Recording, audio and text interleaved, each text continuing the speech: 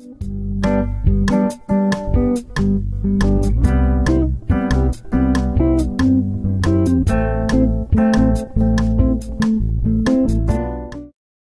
újra nagyon sok szeretettel köszöntök mindenkit, és újra föld!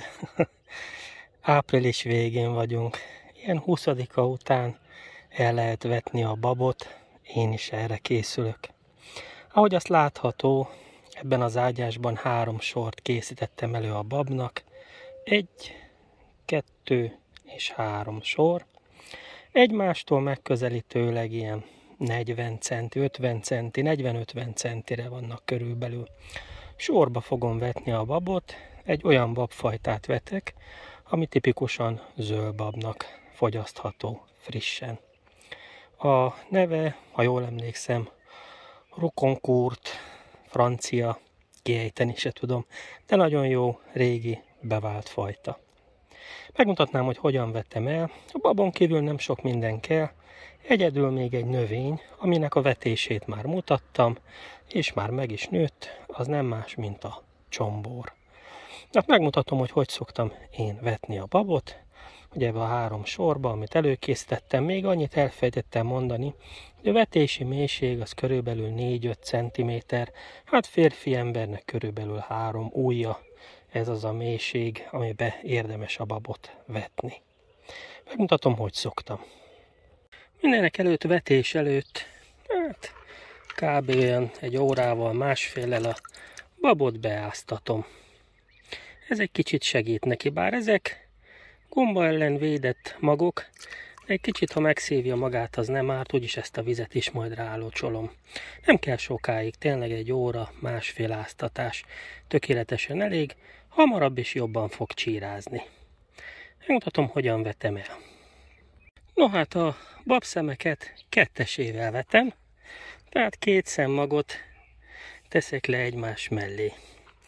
A távolság közöttük az megközelítőleg ilyen 4-5 cm. Persze nem kell ezt méricskélni. Régi módszer, vagy hát nekem legalábbis így magyarázták annak idején az öregek, hogyha leteszem a kezemet, akkor a mutató ujjamnál legyen az egyik, és a kis ujjamnál pedig a másik. Ez a jó távolság. Ha mind a 2 ki kell, úgy is jó, ha csak az egyik, úgy is jó, így nem lesz foghíjas. És hát utána bizony meg is kell védenünk, ugyanis a babot nem csak mi szeretjük, hanem bizony más is. Például a levéltetvek, hát ők nagyon szeretik, és a büdös bogár, a poloska is nagyon szereti a babot. Most sajnos az utóbbira nem igazán van még bevált recept, de az előbbire, levéltetőre van. Én elvettem gyorsan a babot, aztán megmutatom, hogy mit csinálok még vele. Ha a vetéssel meg vagyunk, akkor ugye földdel fedjük a magokat, és egy picit majd meglapogatjuk a gerebjével.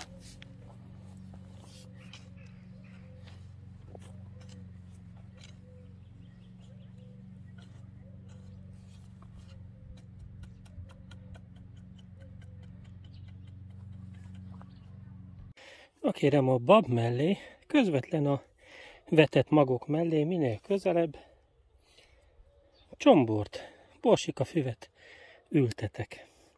Ezek ugye tálcába lettek nevelve, szét kell őket választani kézzel, és én azt szoktam csinálni, hogy a hegyét, hogyha megnézzük, tehát a palántának a hegyét, azt a körmömmel kiszoktam csípni, tehát a végét.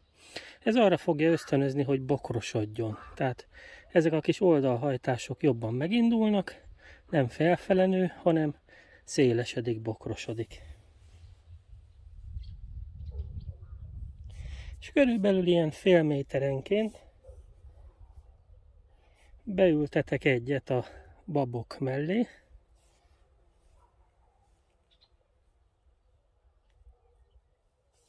És ez kiválóan a levéltetveket el fogja riasztani.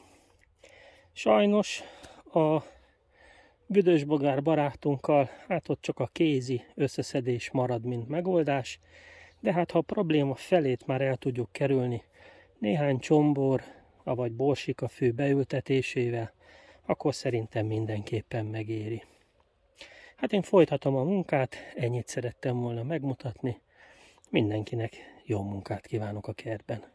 A viszontlátásra!